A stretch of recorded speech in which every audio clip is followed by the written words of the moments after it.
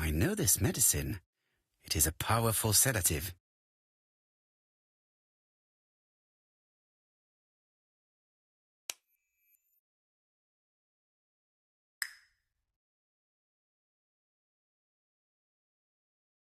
Laudanum, a medicine for coughs. It is what Dr. Clark prescribed for Mrs. Asher.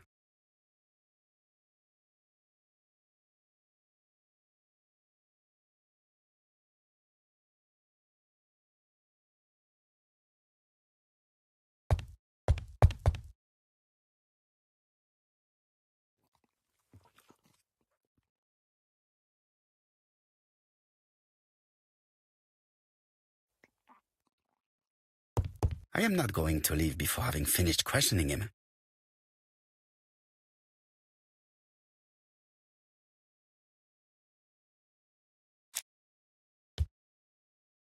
What do you want from me?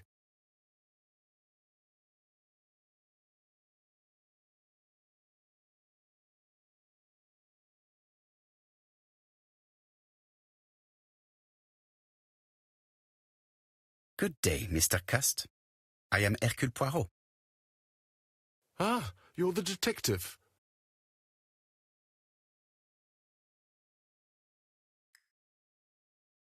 Yes, I am the person you have been sending the letters to. I didn't write these letters. I've already said so.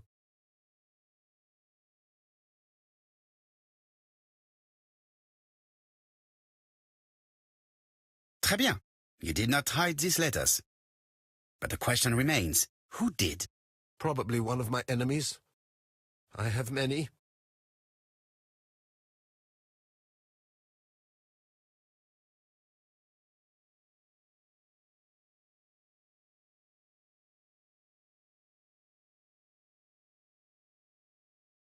I do not believe that you are capable of murder, Mr. Cust.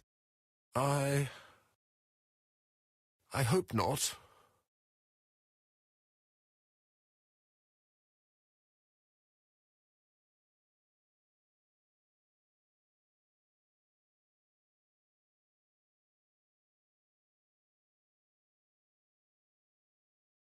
You enjoyed the war, Cust. Admit it. I didn't want to be discharged.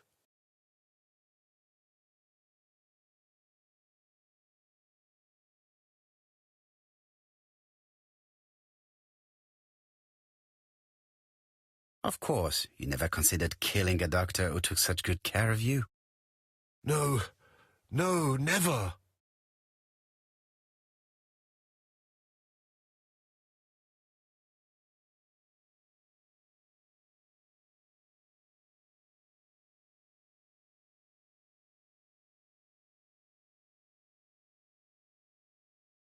You were seen at all the crime scenes. Yes, I was. I travel a lot, but not for pleasure. I am terribly unwell in trains. But I had to respect my engagements. My employer gave me very precise written instructions about the towns I had to visit. Let's see. The company you claim to work for, Silky Legs, has never heard of you. And as for these letters they sent you, they were written on your own typewriter. The company sent me the typewriter when I started working for them. Yes, but the letters were received afterwards.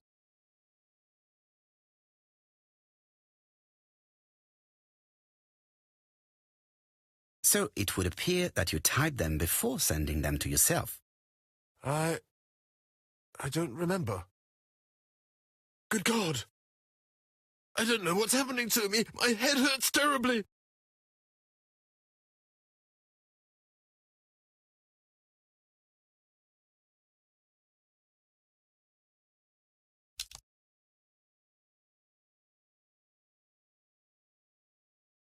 I know this medicine.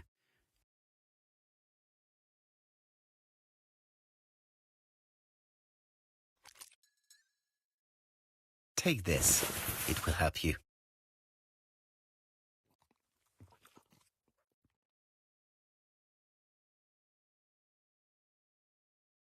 Oh, I think I'll be fine. Let us see, Cust. Look at me. You know very well that you committed these murders? Yes, I know. But I'm not wrong in saying that you do not know why you committed them. No, I don't.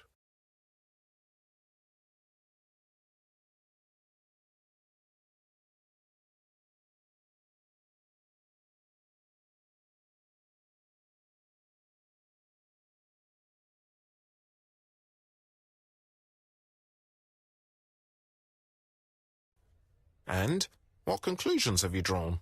Plenty. It might help us to understand him a little better. Let us now try and get our brain cells to work.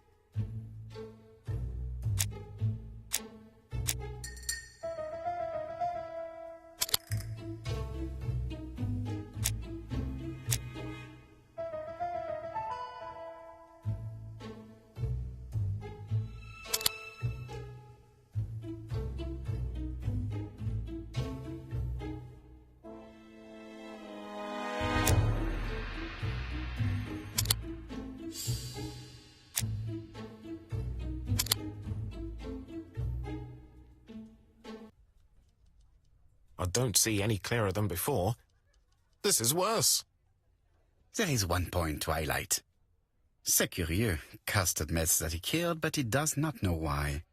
What did Dr. Thompson say? Even if Cust killed while in an altered state, it still must have been his deepest desire. He must have had a motive. Let's keep it simple. Never mind his motive. He confessed. But you see, he can confess to anything and everything. He denied the murders and then he confessed to them. He confirmed that he never typed the letters. Then, with great ease, I managed to get him say quite the opposite. Come on, he behaved like a guilty man. He lied to his landlady. Because deep down he believes himself guilty. From the papers, he noticed that he had always been at the scene of the crimes. He must think that he killed and then simply forgot what he had done. How can you be so sure? Let us look at his psychological profile. You will understand my point of view. Let us now try and get our brain cells to work.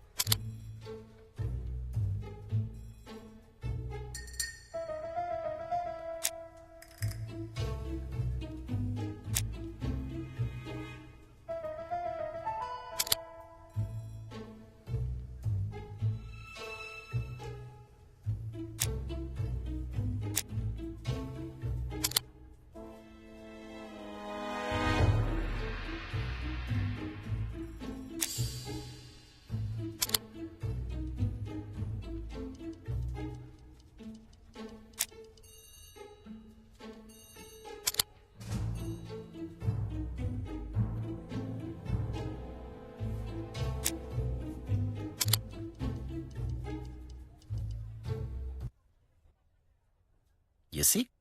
Cust's character is quite the opposite of the murderer's. But if he's a madman, can we really talk about his character?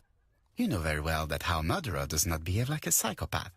Apart from the signature, there is no ritual repetition in the choice of victims. Very well, you're right as always. So we have no confession, no culprit, no suspects, nothing. And all that after 2 months of inquiry? What should I do? Have faith. Just give me 24 hours.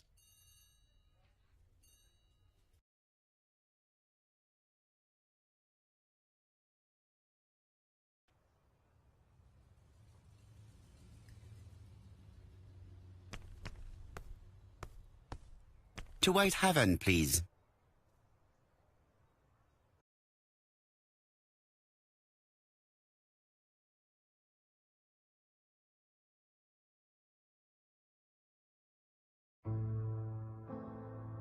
Cust's arrest is a great success for you, Poirot. It's all clear now, except maybe 1 or 2 details. Details. Ah, mon ami. The devil is in the detail, as we say. Excuse me? Patience, Hastings. Everything will be clear once our guests arrive. Best be prepared. Slip a revolver into your pocket before they do. A revolver? But Poirot, what are you afraid of? Trust me. It is important you carry a weapon for this meeting. I will lend you mine. What about telling me what you have in mind? Surtout pas. You wouldn't be able to play your role. Wait 1 moment, I will bring you my weapon.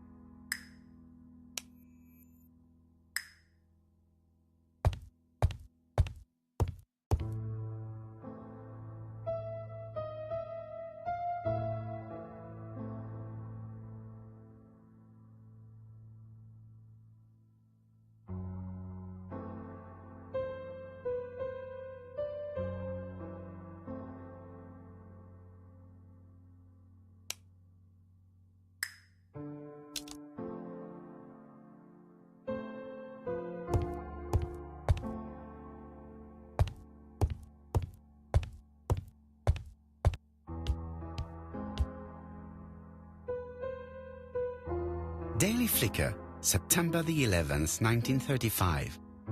ABC Affair, Terminus Doncaster, Japp and Poirot arrest the killer. A.B. Cust is the name of the alphabet murderer. The police have arrested him in a hotel in Doncaster. Was preparing to kill his 4th victim, Mr. Dick Dudley Dunbar, the establishment's manager. Mr. Dunbar owes his life to the miraculous intervention of Inspector Japp of Scotland Yard and Detective Hercule Poirot. The Lancet, September 11th, 1935. General Medical Journal. The alphabet murderer is not psychotic, according to Professor Thompson. In an early issue, we claimed that the alphabet murderer was not psychotic. Our assertion has just been confirmed by Professor Thompson, a Scotland Yard expert, who has spoken to the prisoner at great length. Not all obsessional killers are psychotic, he explained. It is true that Cust has a disturbed personality and memory disorders.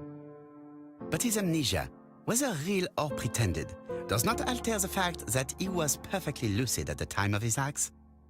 Therefore, he will not escape punishment.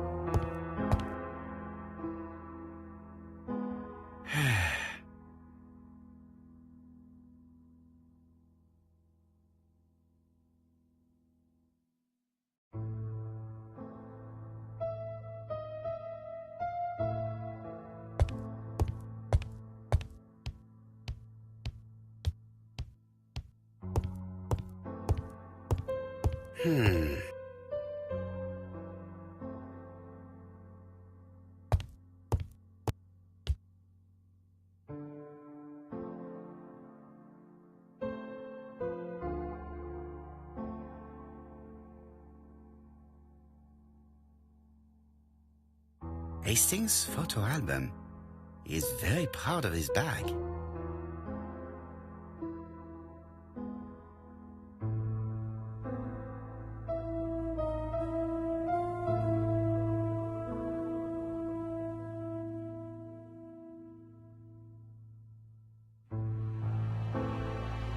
Churston, Devon, population 500 inhabitants. Hourly of trains. London Churston. Trains of evening. London 6:45 p.m. Newton about 11 a.m. Churston 11:45 a.m. London 11:45 p.m. Newton about 6:08 a.m.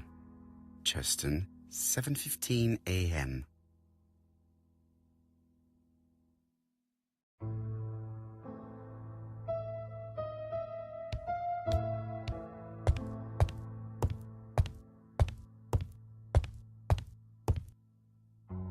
The white ammunition are blank cartridges. The others are real bullets. The revolver is loaded with blanks. I still have time to choose real bullets.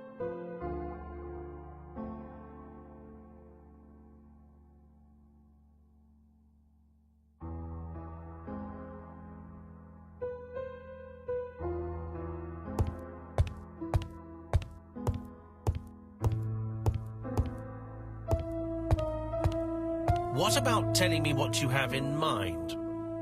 Surtout pas. You wouldn't be able to play your role.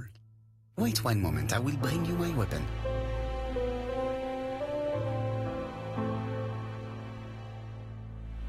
What about Surtout pas.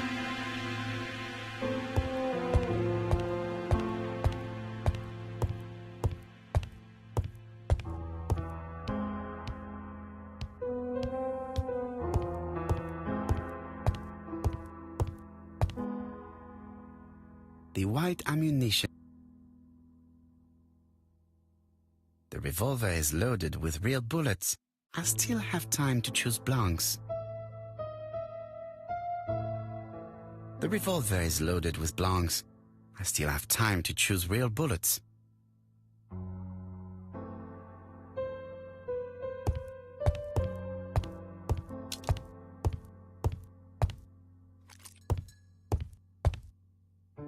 Voila, I entrust you with my weapon. It has hardly been used, it is almost new.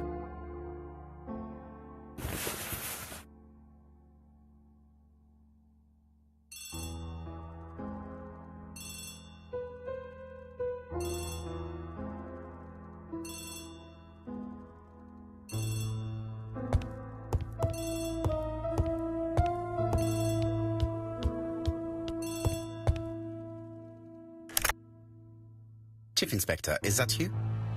Yes. Sorry, but we haven't found anything. Have you checked the typewriter? And the packaging, the letter, and the ribbon reel. We've only found prints left by Cust and his landlady. Well, never mind, I shall make do. So, are you still going to hold your meeting? Of course, Chief Inspector. I can hear my guest coming up the stairs. Why have you brought us here, Mr. Poirot? Since Cust's arrest, I thought it was all done and dusted. Miss Gray formally identified him, as well as Miss Barnard. Yes, and the stockings he saw drove the same brand as the ones found at my aunt's. This is all true. However, a case is not closed if some questions remain open. And one question is, why did the murderer send me his letters? Why did he challenge me, Hercule Poirot? Perhaps he wanted to play with you, to taunt you. Xenophobia? Maybe he didn't like you because you're foreign. I may be wrong, but maybe by provoking you, he was looking for glory? All these theories should be studied. Let us now try and get our brain cells to work.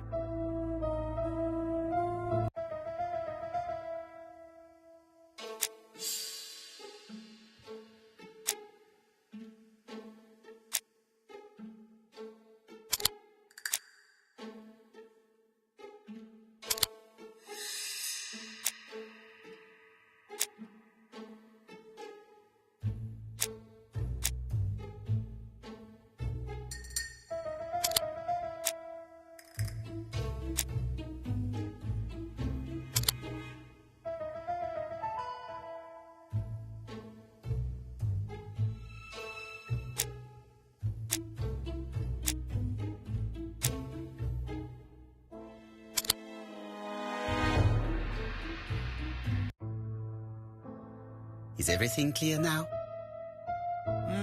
You might like to explain your reasoning again. Of course. First of all, remember that the murderer made it a rule to always post his letter before the murder. He never digressed from that rule. However, in Churston, he encountered a problem. The village has only 500 inhabitants. With advance warning, it would be easy to arrest him.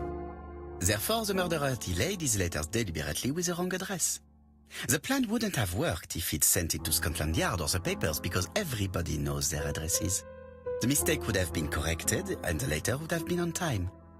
That is why the murderer chose me as the recipient. Because for his plan to succeed, it was necessary for at least one of the letters to have a wrong address and get lost. It was very cunning. Absolument. It is a very subtle plan. It matches the profile we have drawn up of him perfectly. That of an intelligent, daring and calculating murderer. But that's not how you describe Cust. You are quite right, mademoiselle. Like you, I find it hard to believe that this dull character is the clever murderer we are looking for. Do madmen... I mean, if he's mad, he might have two very different sides. No doubt. But the murderer is not mad. All the specialists agree that he does not have the profile of a psychopath. But if Cust is not guilty, how do you explain his presence at the scene of the crimes? Mr. Clark, the answer to your question is in the medical records of your brother's patients. Documents which Cust most certainly did not have access to. Let us now try and get our brain cells to work.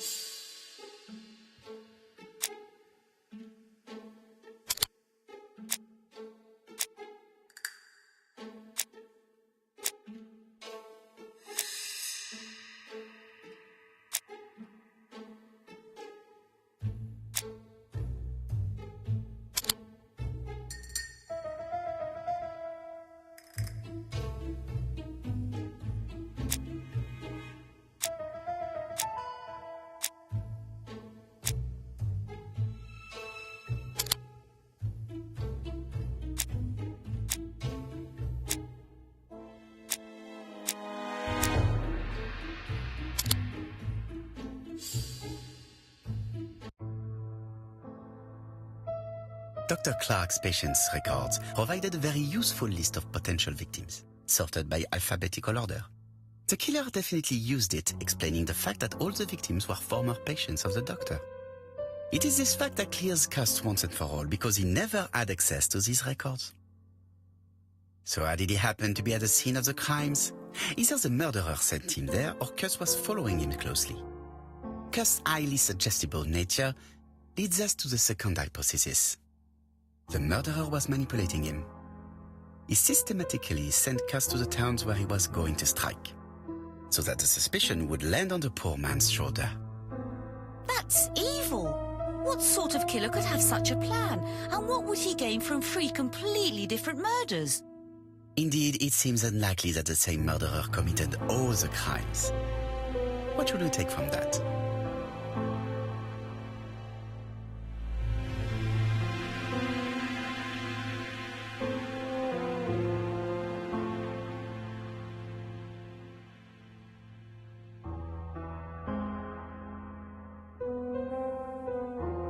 Just one murder was of benefit to the murderer. The others were just diversions. On reflection, there is only one conclusion. The murderer killed once out of interest and twice to divert our attention. This reasoning points at two potential culprits. Franklin Clark. Donald Fraser? Yes, mademoiselle. That's good thinking. Mr. Fraser may have killed Betty out of jealousy. Mr. Clark may have killed his brother in order to inherit his large fortune. Both have a motive. But Donald did not have access to Dr. Clark's records. Please allow me to disagree with you, mademoiselle.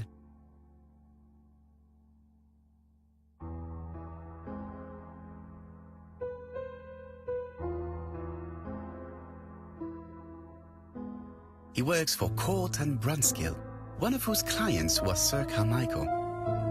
It doesn't prove that I went to Comeside. You could have done it. And you may have used the opportunity to take a look at Sir Carmichael's records. You think I'm guilty? You or Mr. Franklin Clark? That's ridiculous. Both of you have a motive. The question is, which of you has the profile that most resembles the murderer? Let us now try and get our brain cells to work.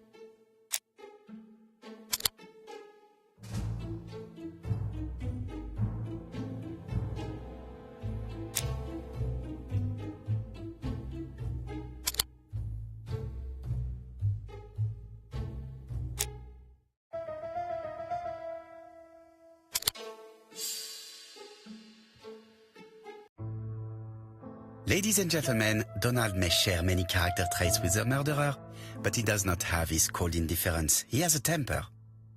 It is hard to imagine him planning anything. Also, jealousy is his motive, and crimes of passion are rarely planned. Right, I suppose it's my turn to be subjected to the same scrutiny. Absolument, Mr. Clark. Let us now try and get our brain cells to work.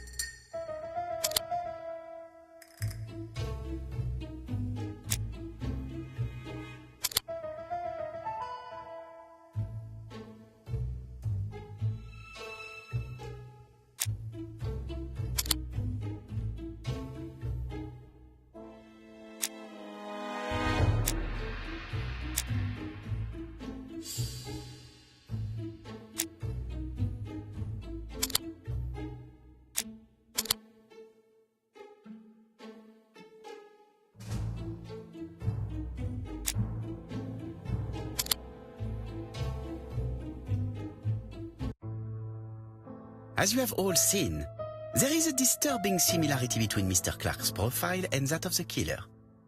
In actual fact, it is exactly the same. Mr. Poirot, your psychological studies are interesting, but your conclusions do not add up. Why would I have wished my brother's death? The inheritance is lawfully mine. I just have to wait. No, you had to act quickly.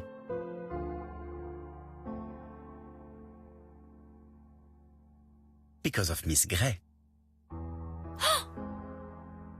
Mademoiselle, although you haven't been telling the truth, there is no doubt in my mind that you would have found a way to marry Sir Carmichael after Lady Clark's death.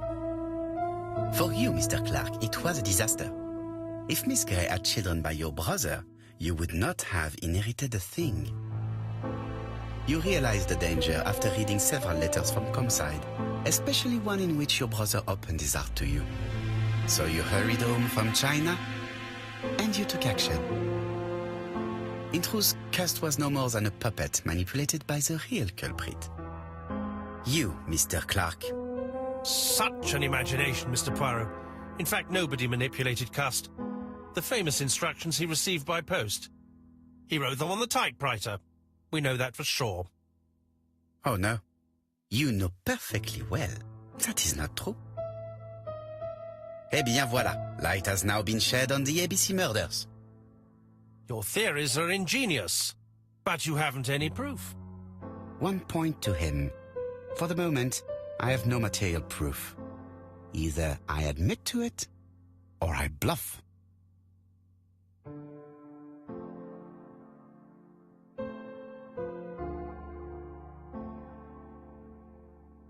One thing proves it. The prints you left on Cuss' typewriter. Enough. Oh, of course you wiped the typewriter before sending it. But not carefully enough. Scotland Yard has found your print along with those of Cuss. Game, set, match. You win, Mr. Poirot. But it was worth trying.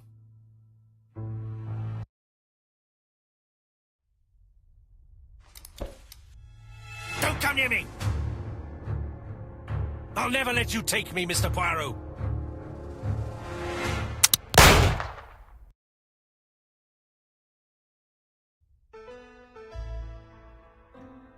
I'm sorry, Mr. Clark, there is no easy death for you. I expected your reaction, so I used blanks. I'm sorry, mademoiselle, but your second chance has been lost. Franklin Clark will never inherit his brother's fortune.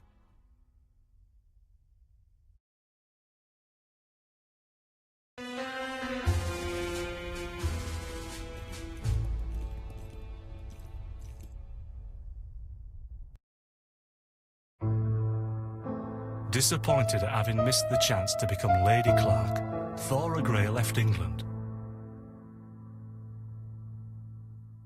Donald Fraser and Megan Barnard married.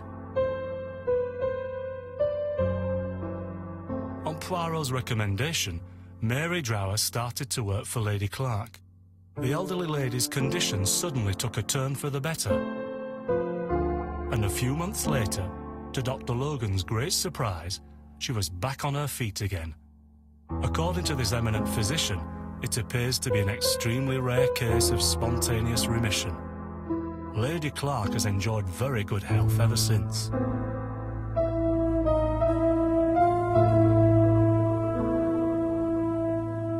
Journal of an Innocent. The incredible story of ABC.